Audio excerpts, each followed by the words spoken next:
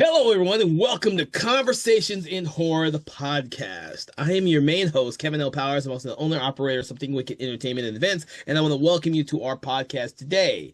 Now, I hope that you've really been paying attention to our podcast because we've been delving deep into a lot of different types of genres and subgenres within the horror genre, which is one of the reasons why the film we're doing today is probably an odd choice, but yet we want to delve into it anyways. It's going to be an amazing year as we delve into all these different types of subgenres, and it's going to be fun today. And to talk about the film that we're going to be talking about today is Miss Sarah Panazzo. I want to bring you back. How are you doing today, Miss Panazzo? Thank you for joining us.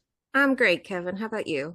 I'm doing pretty good. Pretty good, pretty good. I'm excited to be talking about Wes Craven's Swamp Thing from 1982. I almost forgot what year that was in. It's been a long time since I've delved into this film, even though I'd seen it a billion times growing up, because this was probably one of my favorite comic book movies when growing up.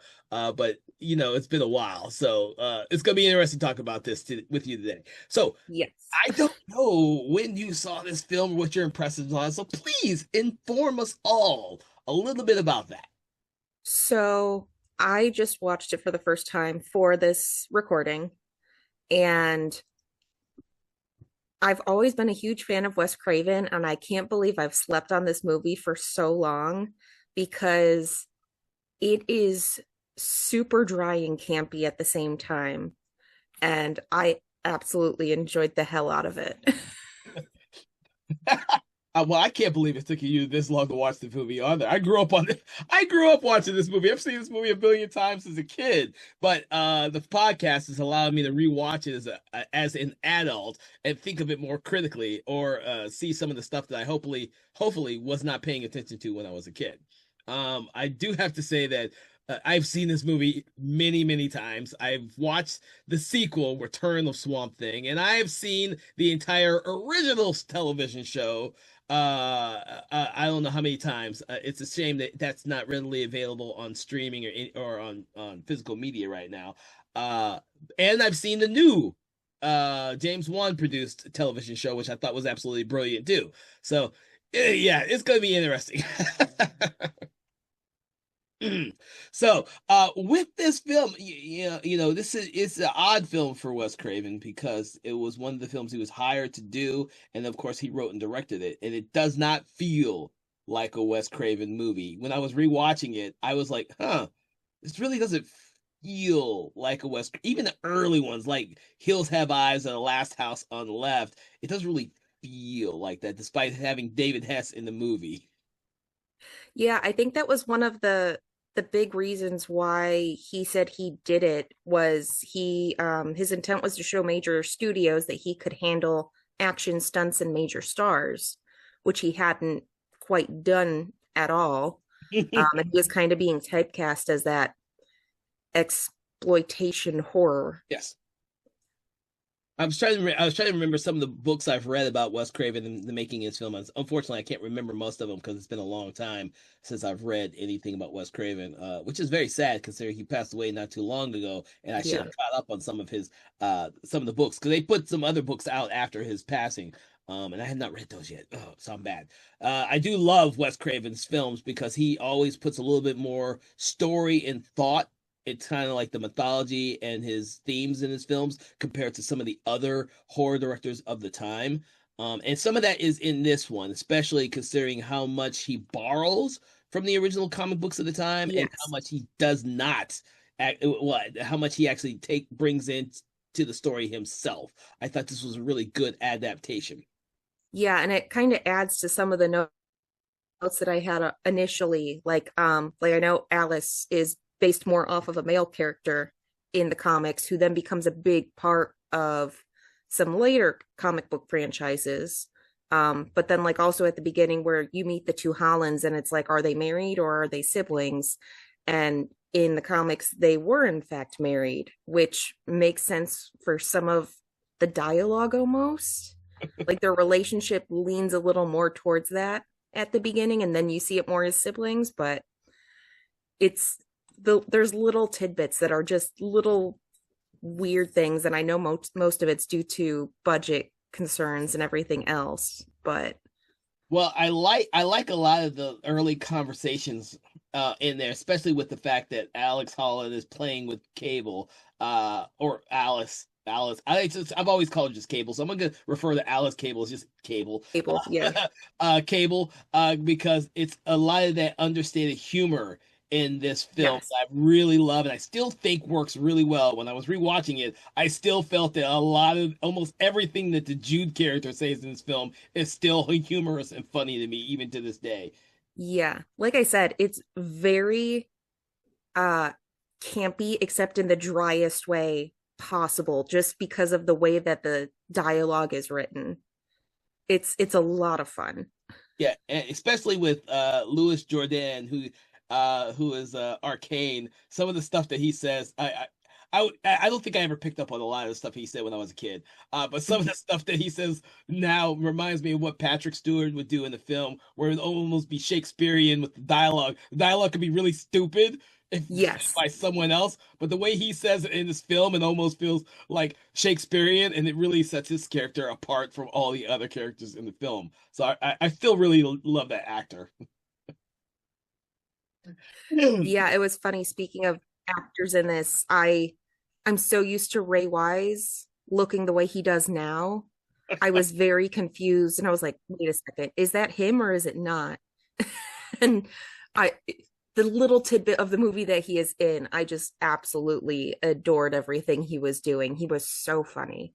Yeah, I think that, and I can't remember if when I was a kid if I recognized all the humor in this film, and I would when I was a kid I would have never considered this to be campy like you are watching it now and thinking it that way. But I could definitely see that as a dry campiness because of the humor in it. I don't know if I ever picked up on the humor when I was young, but I definitely pick up on all of the humor in the film now. And so I can see that now, and I can see now. I don't know if you've seen Return of the Swamp Thing, why that one is completely campy. Like that Yes. one goes completely camp. This one I think you had the perfect example. I mean, perfect word for it as dry camp. I think that growing up, I never knew why Return of the Swamp Thing was so campy. I can now pick up on why it is that way, though. And you haven't seen it yet, so you don't know Yeah. what I'm talking so for anyone out there who may or may not have seen Swamp Thing because you're like Fernando here, who just never got around to it, and I can understand why. It's the one of the odd films in Wes Craven's filmography, so I can see why you would have skipped it. Uh, I do know that it was successful enough for them to make the sequel and the television show, but it was Mhm. not one of those big, huge films that was like gonna set the comic book world on fire, at all. And it Yeah, just I mean, Wes Craven thought it was going to end his career because of this movie. Oh, I didn't know that. Interesting. Hmm. But it's almost a simple plot with ideals behind it, in the fact that we're seeing all the stuff from Alice Cable's perspective, which is the amazing Adrienne Barbeau. Yeah. Yeah.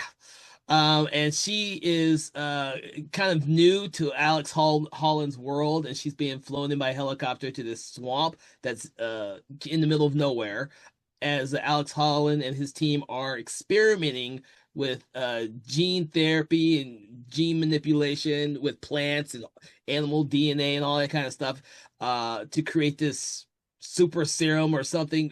I don't think we've ever really given an exact reason why he's doing it, but they kind of think that He did say they wanted to be able to modify. I wrote it down because I was fascinated oh, by the whole thing. Um, but they were working on recombinant DNA, where it was a vegetable cell with an animal yes. nucleus. So plants would have animals' aggressive need for survival. So, like he was saying, you could grow a tomato plant in the middle of the desert and it would thrive. Okay, So so that would make much more sense. yeah, because he had like a picture on the wall, I think of like some starving children and some other stuff. And he basically wants to solve world hunger from when the world in the 2000s is overpopulated and we're struggling to survive. And unfortunately, everyone around him thinks that because it's a government thing, that they're developing something that might be a weapon, a bioweapon of some sort. Which it becomes a bioweapon. So they're not far wrong.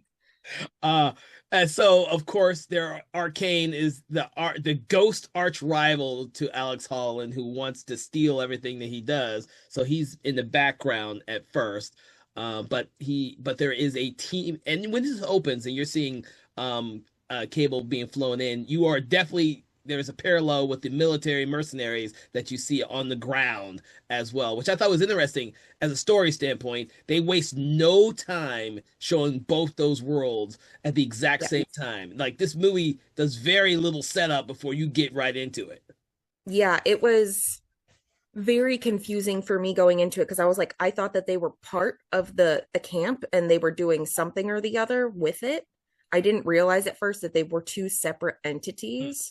Um, but I mean, it those guys are freaking idiots. I mean, like in that opening scene where they're coming out of the trees and you can see a good chunk of them before they're even like revealed. And it just goes on later in the movie where they're like, well, go get so and so. And they're like, well, that was the guy who we just killed over there. Like they're not remembering their teammates' names. They've got different colored camo on and different patterns. And I was like, nothing about this says that they are official anything. No, I found that. See, that was some of the humor that I don't think I ever picked up on as a kid watching this movie. As an adult, there is tons of humor in this movie that was not Yes. recognizing as a kid. When you're a kid, you see cool monster beating the crap out of people, action sequences. Yeah, but I was not seeing all the humor in the film when I was watching this as a kid. It was just a cool movie for me in the 80s. But yes, a lot of the stuff that happens with those mercenaries is hilarious. And of course, David Hess, who was in Last House on the Left, among a lot of Mhm. other, shall we say, infamous horror films. uh, this is probably the one film where there is a lot of humor with his character. Yes. So it's fun to watch him in this film because like his first victim, I think is I mentioned I never knew his name until now. I just paid attention. It's Charles, who is Mhm. like a security person who's wandering out in the swamp.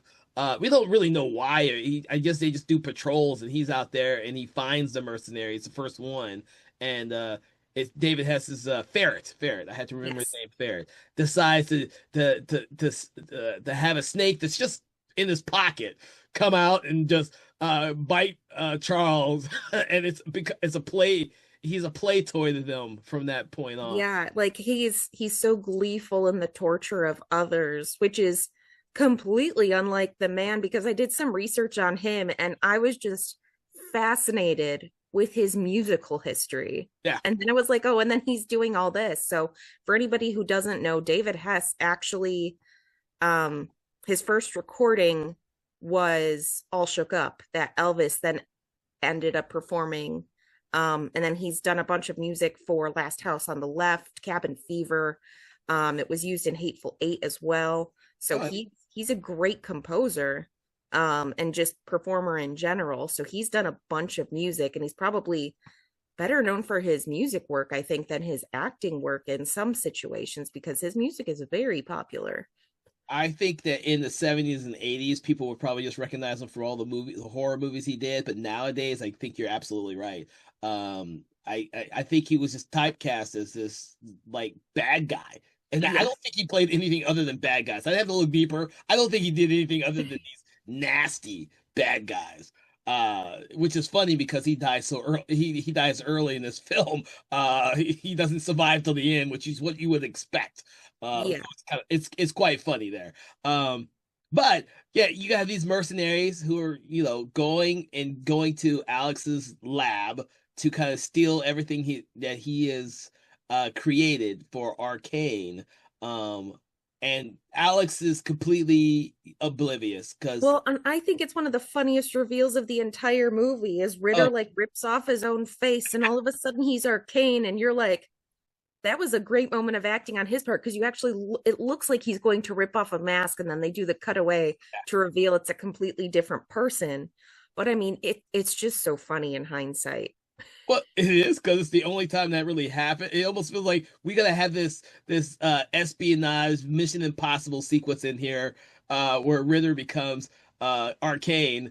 which I still find hilarious now. Or when when Cable calls her boss and gets Ritter on the phone, he masquerades with the voice. It still sounds like Ritter. It's just hilarious.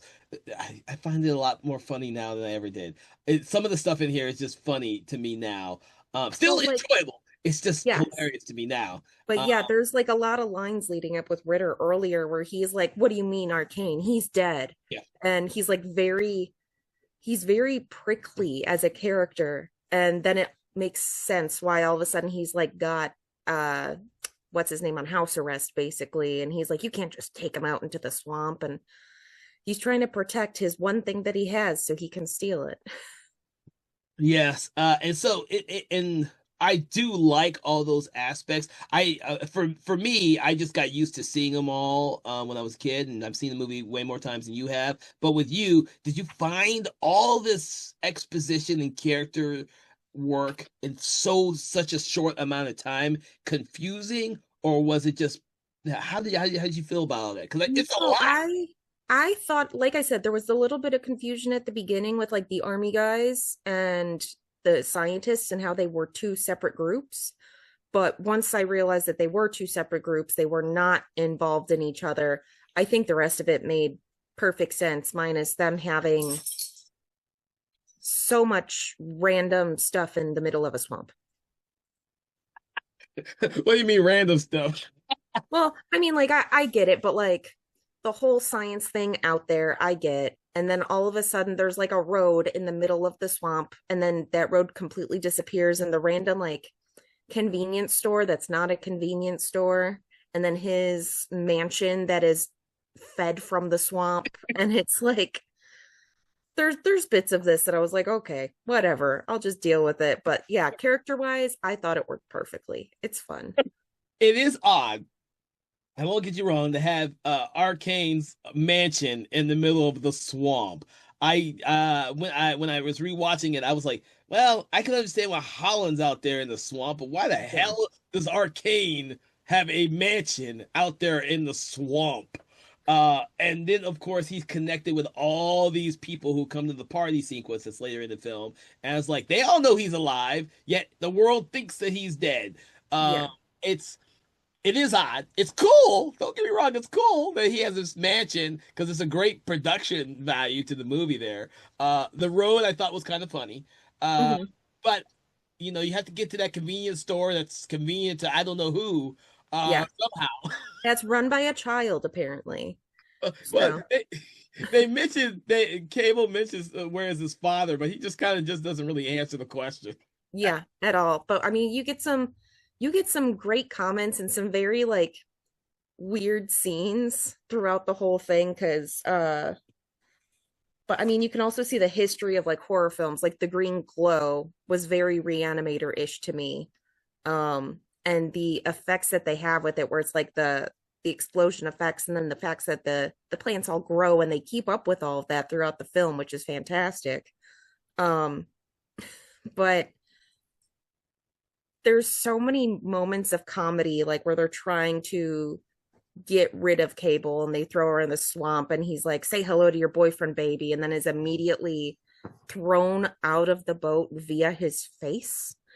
And then there's like weird stuff like he Swamp Thing pries open one of the cars, and the top of the car just kind of goes flying off into space, and you're like, that doesn't make any sense, but it's funny as hell. Yes, you are correct. Yes, I noticed that the car sequence very readily this time watching it. I was like, oh yeah. Oh, I forgot how strong he is in this movie, the way he just does stuff like that. But he can't seem to get rid of these mercenaries fast enough so that they'll keep coming after him. Um, you would think that, and I can't remember what the rating for this movie was. It was PG. So it's PG. So obviously that. Oh wow, that's kind of crazy. Yeah, so like they can't show any blood or anything like that, which makes sense for a lot of the other scenes, There's only but it's it just I don't even know how to say it. I I will say that I think there's only one scene with any blood, and that's when the ferret gets killed by Swamp Thing.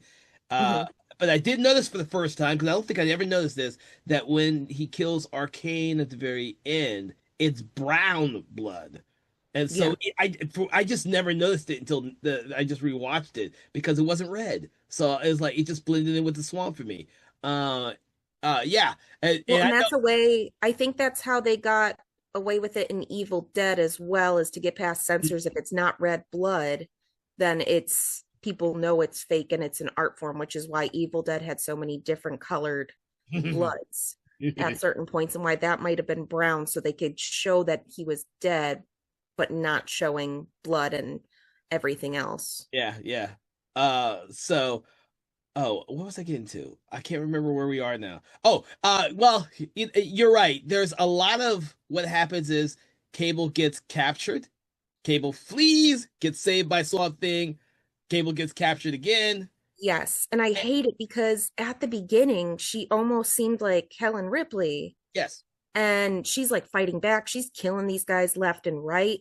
And then all of a sudden, the rest of the movie, she's just tripping over her own feet.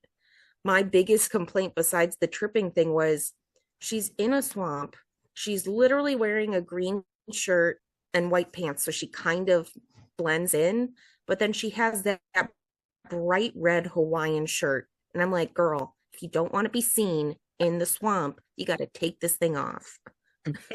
I didn't think about that, but you're absolutely right. Oh my God, because they do tend to find her pretty easily. I think that's part of just the plot to make it move faster. But you're kind of Yeah. wondering, with the exception of the first time that she flees and she comes across the Jude character to set his character up and to set how helpful he will be to her later through the film, Mm-hmm. the whole back and forth between the mercenaries and her character does get a little bit repetitive. Yes. I don't. I would have to think about exactly if that really works. I mean, the time period in the '80s, maybe they just want to see. I don't know. It's an odd thing to recognize is how repetitive it is from when I watched Well, it in the '80s and when you watched it now. You not noticed it right off the bat, but I don't think I ever would have taken that into consideration back then. Well, and Craven's admitted afterwards that he regretted making her into a damsel in distress. Mm. After he had a conversation with his daughter, who was like, "You keep having her trip and running away from the villain constantly." Whereas, like I said, she started off as such a strong, interesting character, and then all of a sudden she just falls into that trope. Yeah, because she holds her own when the mercenaries first show up, Ferret and Bruno first show Mm-hmm. up. She holds her own against both of them, more so Yeah, than any of the other male characters or any of the other female characters in the film, who all systematically just get killed by the mercenaries. yeah. You know, And yes, she's like hitting people in the face with like fire extinguishers and like a bunch of other stuff. And it's like, this is great. I'm here for this. and then she started tripping, and you were like, "What is going on here?" Yes. And Uh, then all of a sudden she's in like a dress the rest of the movie. And I'm like, okay. I think that probably has more to do with the comic books at the time. uh, But not really, because she wasn't a character in the, well, she was a male character in the yeah, comics. yeah. Well, you know what? I could be confusing it with what they did in the 2000s when they rebooted everything too. Uh, Hmm. because he has a daughter and the daughter has, yeah. You know what? I am now confusing it with that because I have systematically been still reading. Everyone out there who listens to the podcast, I don't necessarily read superhero comic books. I don't really like them, but I still occasionally read Swamp Thing because that's one of my favorite characters. Uh, Yes. yeah, I still read Swamp Thing. I still read Man Thing. I something about swamp creatures. I still like those fucking creatures.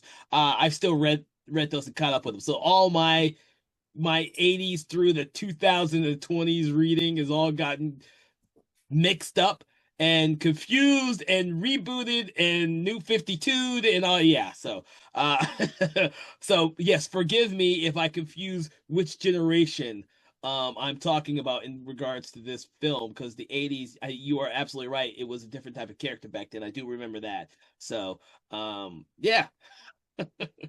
But also, I mean, they didn't consult anybody from the comics when they made this film. They kind of just took it and did it themselves with whatever they wanted to do. Yeah, well, I get that back then, Marvel and Yeah, Disney that just wasn't sold a, their yeah. rights. Yeah, they didn't really care. They sold the rights and had probably consulted with absolutely nobody. Yeah. Which is why we got so many questionable comic book adaptations and films that don't even claim that they're comic book adaptations in the 80s. We could all bring up the original Dolph Lundgren Punisher for that. You wouldn't know it was the Punisher if the movie wasn't called The Punisher. Okay. Right. Uh, Speaking of which, let's talk about the Arcane character. Um, Louis Jordan, I'm not sure how familiar with him you are. He's played in so much. He's character actor. I don't Yeah. think 100%. I don't think he's ever played the good guy character.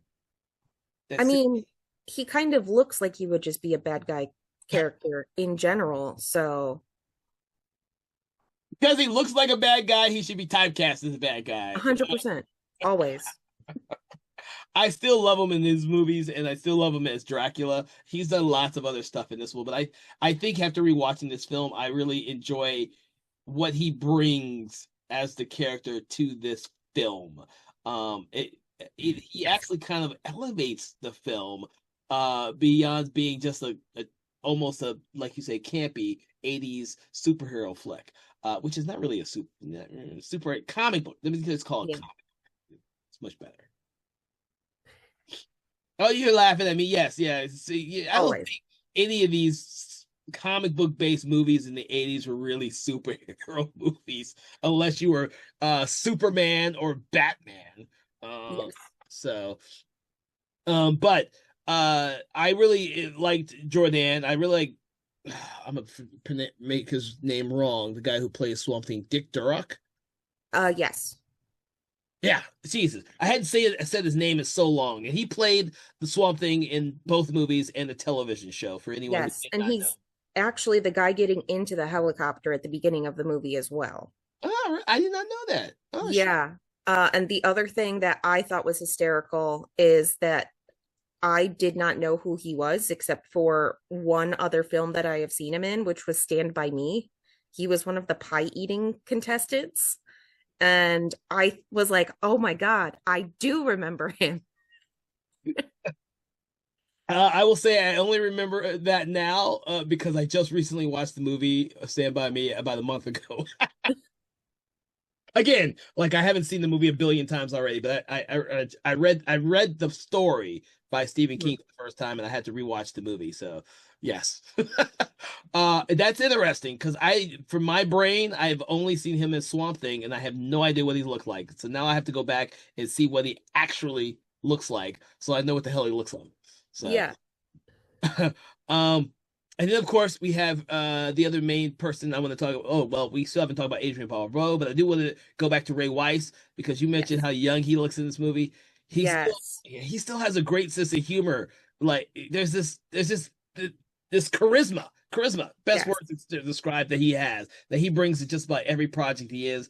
And I keep forgetting that because he's in this film for so little time. But rewatching it, I realized because I've now seen him in everything from freaking Twin Peaks to all the horror films that he's done. Plus, I mean, just the comedy he does in general. I mean, he yeah, was in Fresh Off the Boat, I think it was too, the TV show. I am aware that there was a show called that. I have not seen it, and I did not know he was in it. So I might have to check that out because I don't. I would be very interested in seeing him in the television show. Yeah, I didn't realize until I was on IMDb and he's dressed up as Popeye for the TV show. I guess it's like Halloween and it's one of those like semi-inflatable suits. And I was like, what is going on? But this was one of his like first roles, I want to say, when he got into acting. So this still was very early in his career as well. Interesting. Interesting also that he seems to be on a soap opera right now. He's in a lot of stuff. Like I always forget that he does a lot of voice work as well, but he's been popping in and out of like everything I have watched over the last 20 years. Hmm. Really? Wow. Oh yeah. So I took a little detour just to see what he was playing in that soap opera. So he did some of that in his previous career as well. Yeah, he stays busy. I did not realize he was as busy as he still is. Um, I think he had like a resurgence in the horror genre for a while where he was playing in a ton of horror films. That's what I remember. And then of course now he's still doing everything. And you're right. I didn't know he was as good doing as much voiceover work as he did. So that's good for Yeah. him. Shit. Yeah, because I think the first thing I had ever seen him in was an old TV show in the early 2000s called Reaper, where Yeah, he yeah. played the devil. And his comedy is, I mean, he always brings the comedy. He can be very creepy, he can be very comedic, and it just works. Yes, I had forgotten about that. Now I need to go rewatch that. That was actually I really enjoyed that show. I need to go re Yes, I haven't seen that in ages. I haven't either, but that every time I'm like, he's the devil. Oh Jesus! And unlike Louis Jordan, he could play good guys, bad guys, in between guys, in all genres. Mhm. But for the longest time, for me, I always kind of forget that he was in this growing up. For me, he always seemed like a bad guy because of Twin Peaks, even though people don't like to think of him Mhm. that. But you gotta remember, and for me, and I've told this story to some people. For me, I didn't watch Twin Peaks the way normal people did. I watched the movie first and then liked the movie so much I went back to watch the show and realized the show was infinitely more enjoyable and incredible than the movie was. So my whole ideal of Ray Wise has always been kind of a bad guy person. So it's always fun to see him play those type of roles, and it's rare to see for me to see him in comedic roles and good guy roles. So Yes. it's good because unlike Louis Jordan, I don't think we're ever going to see him in. I think he passed away actually. Yes, I Yeah, believe in the last like 10 years or yeah, so. yeah, yeah. So, but then out of all the actors in this film, Ray Weiss is still going extremely strong. Uh, Adrienne Barbeau has come and gone back and forth. She's still an amazing actress. Well, And and surprisingly, I didn't realize that she voice acted as much as she did. And she still does. She still has a couple of projects coming out. And I keep looking at all these things she's done in the last couple of years. We're like, oh, she did some voice acting for a video game, or she did voice acting for the more recent animated Watchmen movies. I still need to watch that thing. I do too. And there's just so many things that I go back and I look at and I'm like, oh, she was the voice of the computer in the thing. And Yeah, yeah. all these other little tidbits that she does, that she's been in so much stuff. Um, And she's a very I met her and she's very fun to talk with. And mhm. very hilarious too. I just when I don't think I brought up any of that when I was talking about, so I didn't know she did all the voiceover stuff. When we talked, it was more or less she had just her book had come out not that long ago, and I spoke to her about the book because I'd read her book and stuff like that. And of course, John Carpenter, all the stuff she'd done with John Carpenter. So Yeah, that 'cause was I mean, I love this movie and I love bringing up this movie, but she was one of the bad guys in Scooby Doo on Zombie Island.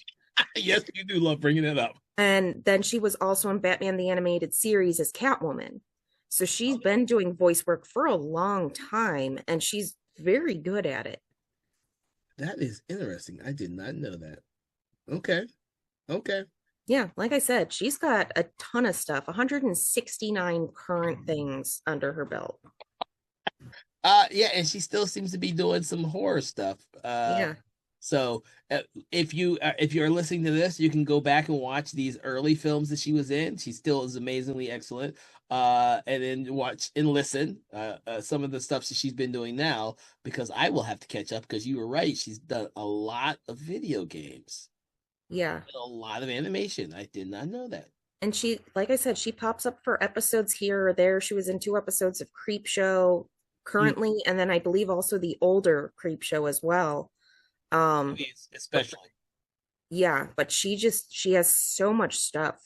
Mm, so, now it's unfortunate that her character becomes the damsel in distress, the Yes. second half of the film after, but that being said, the action sequences, which I want to ask you about because that was one of the more enjoyable things I had of this film growing up as a kid. I don't know if they still hold up or if they.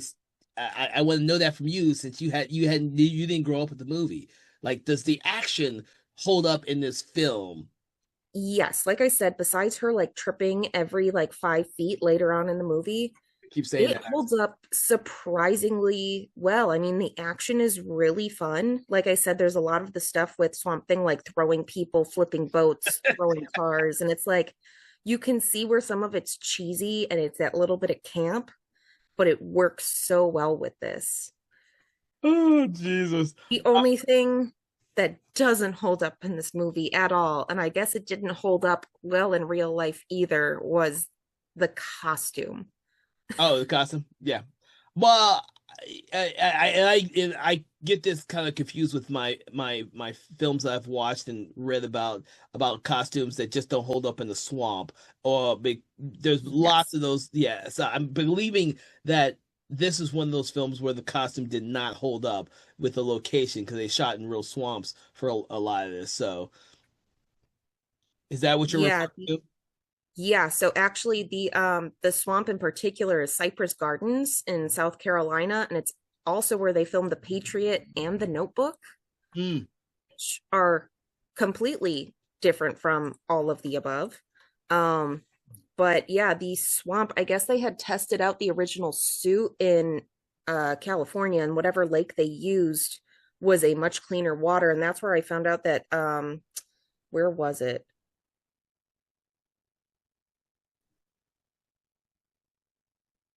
pH balance, but in South Carolina swamps, the cypress trees release large quantities of tannic acid, which makes them so murky. But it immediately started breaking down the glue that held all the costuming together. So they only had two suits, which were actively falling apart the entire time they filmed.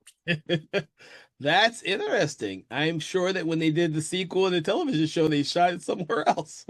Yeah, Or they were saying like you could see it in scenes where it's like it's being held together with like baling wire and gaff tape, and it just it did not hold up well. And I know the people who were in suits ended up having to be on like heat stroke watch because it was so hot out there in the suit. It was so humid as it was, mm, but it ended up causing a lot of issues just for that as well. oh, interesting. But I'm not surprised. I would be yeah, I'm not surprised now that I think about it. Yeah. Yeah. Yeah.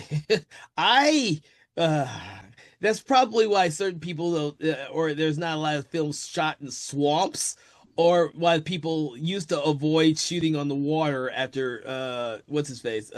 Steven Spielberg's experience shooting Jaws back in the day. Yes. Now they just CGI everything and they don't worry about it. So they don't have to oh yeah. But I mean, that was one of I think Wes Craven said it was like the bane of his existence was having to film most of it in a swamp, even though the comic books he's barely in a swamp. He's born in a swamp, but then it doesn't take place there anymore. Yeah. Um, so I know that he was very upset about that. He wasn't thrilled with the guy who was making the costume effects and the masks. Um, so there was a lot of stuff with that. I know there was the company that financed the film was like holding them right up above water and being like, no, you have to cut sections of the movie. We're trying to stay close to this budget. So between the costumes and the script cutting near the end of the film, it kind of got messy. And you Yeah, can see that. yeah, I remember reading about that aspect of it. I did not know about the costume. I was aware of all the cutting with what Wes Craven originally had due to budget and the holding company for the film or the main company. I can't remember which company it is anymore. I do Yeah. remember reading about that though. I think that's why I don't remember a lot about what the book said about this making of this film because it just I kind of get the impression that there are certain films that Wes Craven didn't like talking about a whole lot. And then and there are other films where he loves talking about. Like there I don't remember any details about his experience with The Hills Have Eyes Part 2 Mhm. because he doesn't want to talk, he didn't want to talk about his experience making The Hills Have Eyes 2. So yeah, it's funny. As a filmmaker, because I'm a filmmaker as well, there are certain films I don't want to talk about anymore because of what we had to deal with on set. Whereas there are some films that I would more than happy talk about because they were great experiences. So I always put this as a film where it may have been difficult shooting in the swamp, but I've never put this on the level of like what I've read about what happened with him and shooting The Hills Have Eyes 2. Yeah, I did find I got some of this stuff from an interview that he had done. And the one other thing that he says was it was one of those films that just had so many problems. I thought especially the special effects just got cheated by lack of money. It's sort of painful to look at in some ways. Oh And yeah. I was like, yeah, you know that he did not like that. I know that the whole suit at the ending with Arcane is just goofy. And I guess he didn't even see it until it was shipped out there. And he was like, well, I guess this is what we're dealing with. Um, but overall, he was just not happy with the whole process. Oh, you bring up something I did want to make sure I brought up, which is the arcane monster at the end. I was wondering what the hell it was supposed to be. I was like, it looks like it's supposed to be a werewolf. I know in the comic books it's a werewolf, but this was some bizarro. I think I even, while I was watching it, I was like, it's a lichen. It reminds me of like a, I don't know, there's a certain plant it reminded me of, and I was like, this is just bizarre. It's bizarre because for me it looked like it was like one half of the body was like a werewolf, the other half was like this weird, scaly, hard. Like an armadillo or Yes, something.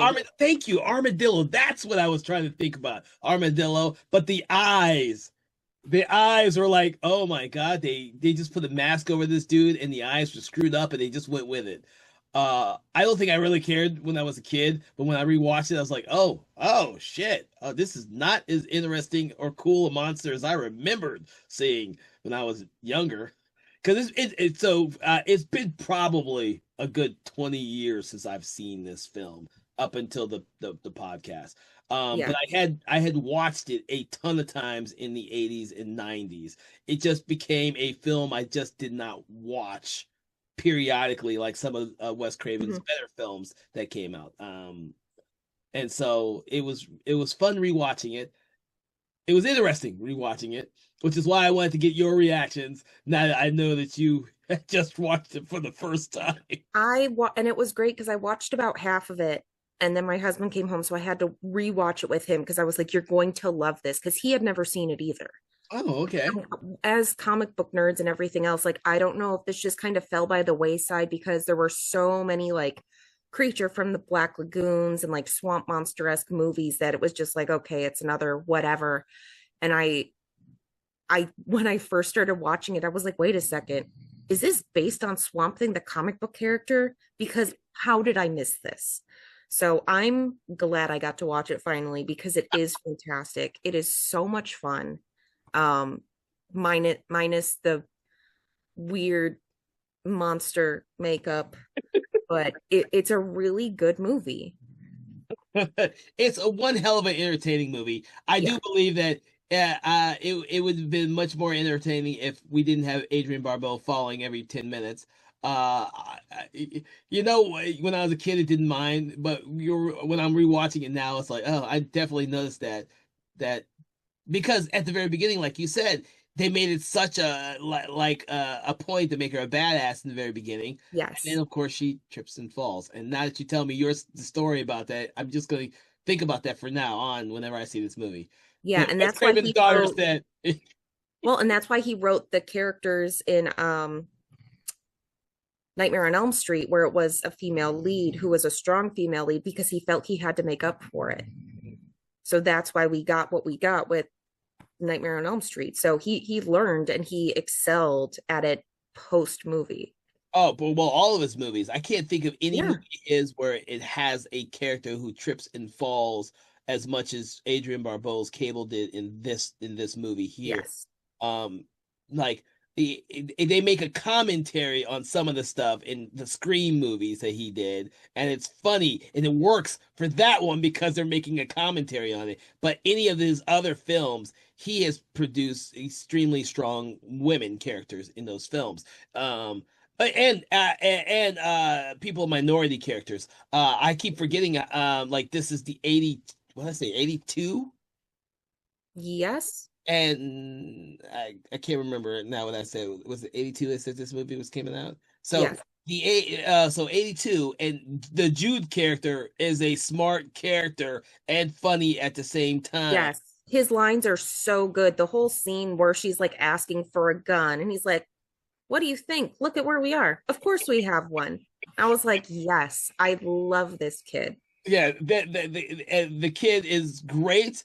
I and having that character in there adds not only levity to what's going on, but it's actually really smart. I mean, the thing is, he's the character that leads Cable through the swamp for Hmm. most of the film, and is her only ally until, of course, we get the romantic aspect of the film between Cable and Swamp Thing slash Alex Holland. Um, which we had not actually covered that aspect of the film, how all that works. I particularly still think that the romance between the two characters and the way that Wes Craven handles it still works extremely well. It Uh, does. I was a little afraid that it wasn't that it wasn't gonna work upon the rewatch, but I think that the way that he directed it and the way it is handled with the two actors still works extremely well. Um and I think and the ideal is that their relationship goes really fast because they just meet each other at the very beginning of this film, but they Yeah, had they've those only known each other for like a day at yeah. that point. Yeah, and but their scenes together, like when they're first going out to go repair the sensor, are all very funny and romantic scenes, despite the fact that at that point in time, Cable thinks that he's already got a wife, which is still hilarious.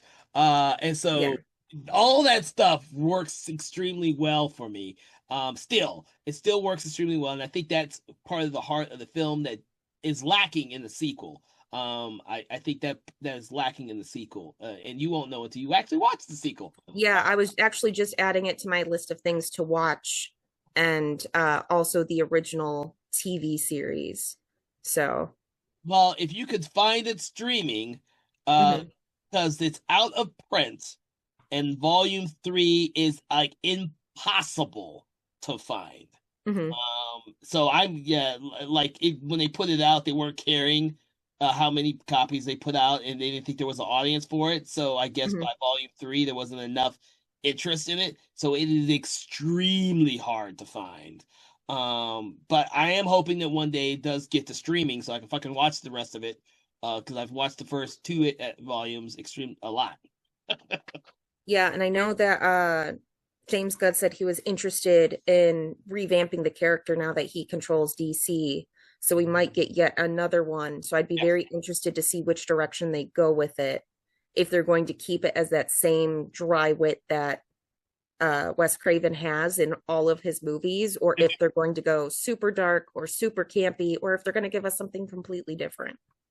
You know what? I would be very interested to see it extend from what James Wan did with the television series, which was prematurely canceled, uh, Hmm. in my opinion, and a lot of people's because it was extremely well received, but it was canceled before it even freaking aired. So, Yeah. I And think unfortunately, I think it was one of those things, it came out at the wrong time, especially with now that people are getting attached to these other superheroes and like darker comic books. yes. I think it was just that like superhero fatigue and everybody just kind of waved it off. Whereas now with James Gunn bringing out all these minor characters left and right, it's becoming much more popular. Yeah, we need him to do an animated version that's just as graphic and funny as Creature Commandos. I think it would be freaking Yes. brilliant as well. I think it would be extremely well taken if they did a really darker animated show like that. Not for kids, obviously. I did not explain this one with the PG rating. I watched it as a kid in the 80s. Hmm. '82. I was must have been 8 years old when I saw this damn movie. So I was like, and I've seen it. Like I said, I've seen the movie 100 times when I was a kid. Like I think the reason why is because it was probably on like HBO or cable a billion times, and so that's how Hmm. I watched it as often as I did. I still do think it's a worthy film of Wes Craven's filmography. I don't think he did another comic book based movie after this that I could think of. I don't think so either. I think he kind of went back to horror and kind of left it at that. Except for Music from the Heart, Yes. uh, which was also really good, but overlooked film of his because it's not a horror genre; it's a drama. Um, but yeah, I think it's a worthy addition, especially considering some of its influences with his reusing actors and his main cast that he kept rotating with in his early career. I do want to mention something that I did not notice until watching it recently, and I don't know if you noticed it, but because the composer was, is it Henry Manfredini? Shit, I don't want to get his I name. think so, yes, because I was like, I love this guy. He does phenomenal music. So this movie had me thinking of nothing but was it the Friday 13th the whole way when I was listening to the music. I was I don't think I paid attention in the 80s who Henry Manfredini was. I had seen like Friday 13 movies and I'd seen this movie, but now that I actually have a huge collection of Henry Manfredini soundtracks back there, I noticed how close these soundtracks were for these Yes. films, and I was like that made me enjoy it a little bit more as well because I love his work. But I've never had the soundtrack for this movie. It's been like 20 years since I've seen this movie, so it just wasn't on my radar. Um, so really rewatching it maybe definitely notice it and like, damn. That brings back some great memories from the 80s and 90s growing up with those great horror soundtracks back then. It it warms the cockles of my heart to listen to this soundtrack. So I want to make sure to bring that up as well. I don't know if you are as big into horror movie soundtracks as me, but or anyone listening to our podcast if they like soundtracks as much as I do. But yes, that was very enjoyable for me. Probably the most enjoyable thing was rewatching this film was listening to the music and recognizing for the first time who did the music and the influences of it. So I just want to Hmm. make sure that everyone knew that. So, uh, do you have any other things to bring up on this movie? Now, before you get to that, I do want to make sure that everyone knows this is one of the rare conversations where we didn't like go through the whole plot of the movie and stuff. We kind of broke it down in terms of actors and some of the stuff that we actually loved because this movie is just fucking fun. But if you have anything you think we've missed about this movie, and we do need to take a time to address it. No, I mean, I think we talked about a good chunk of it. We talked about the costumes being kind of, or not costumes, but the monster costumes being kind of iffy. But the writing is fantastic and everything else. It's a lot of fun. Wes Craven still has his same like dry humor that he does as well in every other movie he has. But it's definitely worth a watch if you have not seen it, or it's a great rewatch if you have seen it. Mhm. Um, I'm gonna probably say something that's controversial to a lot of Wes Craven fans, but I just picked up on it now when you kept mentioning through our conversation about the humor of this film. And I do want to mention a film of his that has a lot of this same humor in it that, in my opinion, just isn't a good movie, which is his version of Cursed. His werewolf movie that he did that he also didn't talk much about either.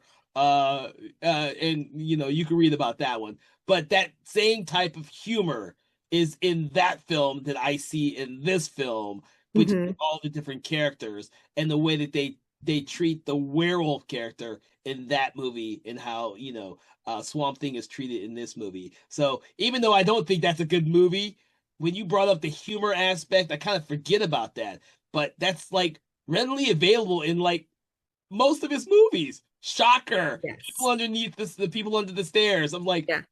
I kind of forget how, Even everything Freddy Krueger does, he's got that element of humor with every little thing he has. yeah, it just bothers, like, it's something that I just like it's always been there, but I just didn't really pick up on it. Watching these movies when I was growing up. I Out of all the movies I mentioned, I think Cursed is the only one where I was a complete adult when that movie came out. Uh, and I did not pay attention to that one, everyone. I just kind of dismissed that movie. Yeah, I've seen that one twice, and I kind of completely dismissed it after the second time I watched it. But that being said, I do really think that you're right that his sense of humor kind of shows his face in this movie, and I can see it now in a lot of his other films. And it's still intact. Which is which is a great aspect of watching his films. Some those filmmakers don't have a sense of humor. I mean, as much as I love George Romero, his sense of humor is really, really, really understated. Yes. Uh, Whereas with Wes Craven, he tends to have much more fun with it, and I can appreciate that. Especially when his films tend to be much more successful in regards to being suspenseful, although this film doesn't have as much as his future films do, and marketable and profitable and audience enjoyment, I guess. Because of all the horror directors that we've discussed in the show, I think Wes Craven is one of the ones who audiences tend to have gravitated better to than others. He's had more successful films in his later years than most other horror directors, you know. So, but if that is all that you have to say, Panazzo, is it? Yes.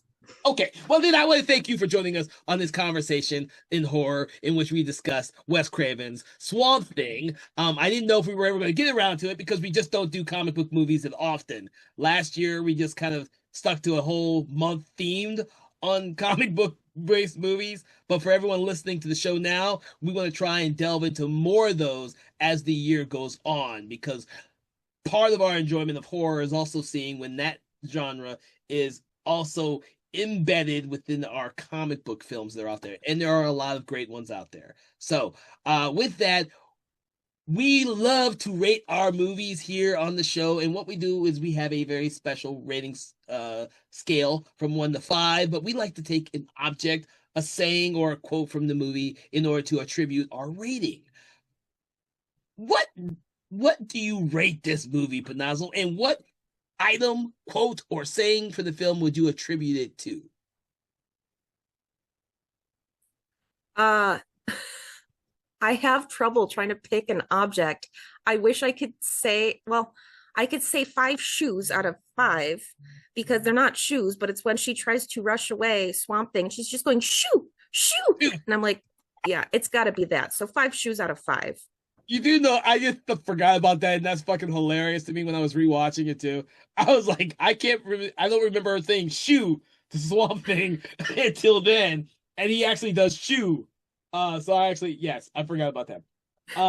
What I'm gonna make is a obscure one because I didn't notice it until now. I'm gonna give it 3.5 giant swords that Arcane grabs the end of the movie to battle Swamp Thing. Like, of all the things he takes, I didn't realize until now that he takes a sword to battle the Swamp Thing.